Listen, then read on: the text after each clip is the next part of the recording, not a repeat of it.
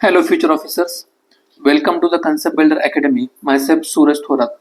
Examination मध्ये या टॉपिकवर जर तुम्हाला क्वेश्चन आला तर त्या ठिकाणी इंट्रोडक्शन स्टार्ट करत असताना फक्त डेफिनेशन देऊन त्या ठिकाणी इंट्रोडक्शन स्टार्ट करायचं नाही, तर आपल्याला काय करायचं आहे, कॉन्स्टिट्यूशनल टेन्शन त्या ठिकाणी शो करण्याची गरज आहे. म्हणजे काय की गव्हर्नर जो आहे ना, तर हा कॉन्स्टिट्यूशनल हेड त्या ठिकाणी आहे आणि सेंटर आणि स्टेट याच्यामध्ये कशा पद्धतीने कॉन्स्टिट्यूशनल लिंक क्रिएट करण्याचं काम गव्हर्नर करत असतो.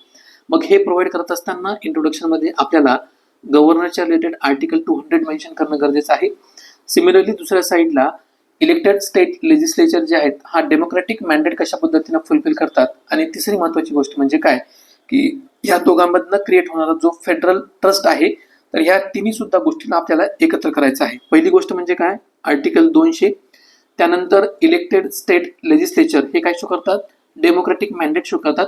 आणि तिसरी महत्वाची गोष्ट म्हणजे काय की याच्यामधनं फेडरल ट्रस्ट कशा पद्धतीने इम्पॅक्ट होतो किंवा इम्प्रूव्ह होतो, तर हे आपल्याला इंट्रोडक्शन मध्ये शो करणं गरजेचं आहे.